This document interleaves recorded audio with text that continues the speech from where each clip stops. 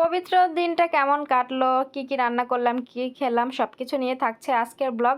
So hello everyone, আসসালামু আলাইকুম। কেমন আছেন সবাই? আশা করছি সবাই ভালো আছেন। আলহামদুলিল্লাহ আমিও ভালো আছি। তো সবাইকে জুমা মোবারক।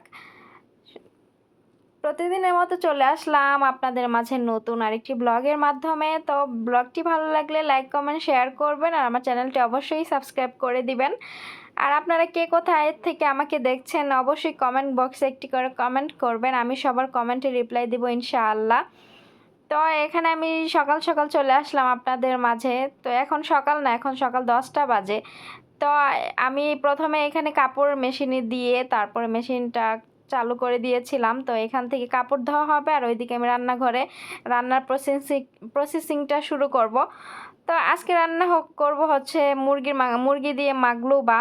তো এই রান্নাটা আপনারা আগেও দেখেছেন আর আজকে আমি এটা রান্না করব। আর আপনারা প্রতিদিন আমাকে আমাকে 1.5টা করে মুরগি রান্না করতে দেখেন, আজকে আমি 2টা মুরগি রান্না করব।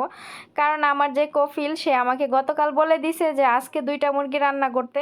আর এই মুরগিটা মানে একটু সাইজে ছোট দেখা যায়, রান্না করলে আরও ছোট হয়ে যায়, এর জন্য বলতেছিল 2টা মুরগি রান্না করতে। আর এই মাগলুবা রান্নাটা আমার কফিল অনেক বেশি পছন্দ করে, এই জন্য উনি বলতেছে যে মানে ভাতটা বেশি করে রান্না করতে আর এই মুরগিটা 2টা রান্না করতে। তো আমি যেই কথা সেই কাজ। আমি সকালবেলা 2টা মুরগি বের করে রাখছিলাম, মুরগিগুলো কেটে চামড়াগুলো ছাড়িয়ে ভালো করে ধুয়ে এখানে আমি মশলা দিয়ে এটাকে মাখাইয়ে আমি আধা ঘন্টার মতো রেখে দিয়েছিলাম। তারপরে এই যে আমি এটাকে এখন ফোড়নের ভিতরে দিয়ে দিচ্ছি, এক পিস করে সুন্দর করে সাজিয়ে ফোড়নের ভিতরে দিয়ে দিলাম। ফোড়নে আমি কিন্তু আগেই আগুন জ্বালিয়ে রাখছিলাম, কারণ আমি যখন ফোড়নের ভিতরে মুরগিটা দেই তার 10 মিনিট আগে আমি ফোড়নটা জ্বালায় রাখছি, তাহলে একটু গরম হবে আর অনেক মানে ভালো হয়। তারপরে এই যে আমি এখন রান্নার মাঝে চলে আসলাম। এখানে আমি রান্নাটাও আমার চ্যানেলে এই রান্নাটা আরও আছে। তো এই জন্য আমি আরও ভিডিও আছে এই রান্নার, এই জন্য আমি সব কিছু ডিটেলসে রান্নাটা দেখালাম না।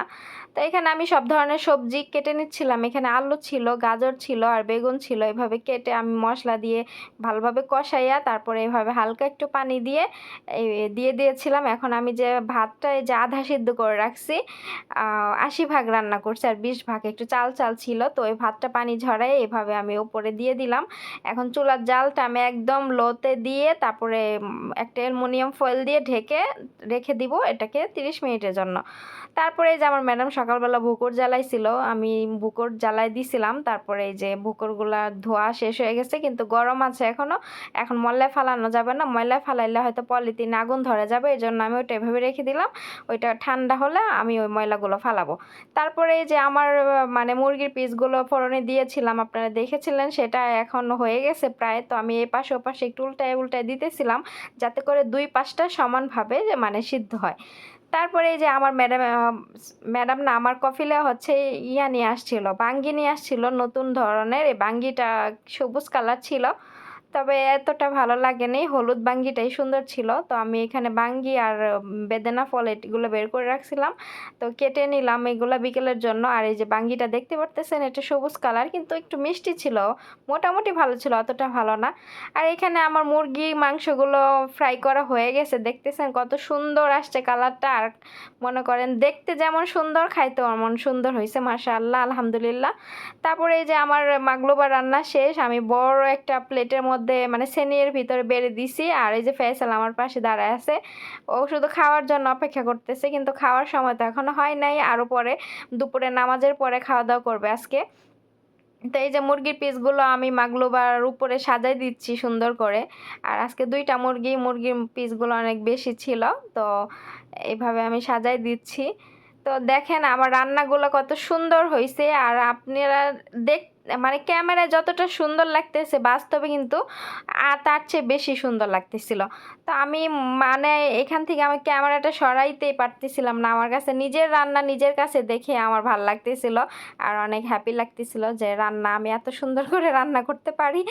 বাই দ্য ওয়ে, আমি একটু নিজের প্রশংসা নিজে বেশি করে ফেলতেছি, কিন্তু না, আসলে কি আমি যে রান্না বান্না করি, আমার রান্নার যে কালারগুলো দেখতে পারতেছেন, দেখতে যতটা সুন্দর আমার রান্না খাইতেও কিন্তু অতটাই মজা। যদি কোনো দিনও মানে সুযোগ হয়ে যায়, তাহলে আমার কোনো ভিউয়ার্সদের আমি রান্না করে খাওয়াবো ইনশাআল্লাহ।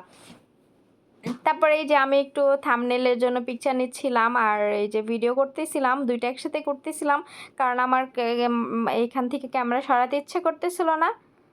ভিডিও এই পর্যন্ত, আল্লাহ হাফেজ।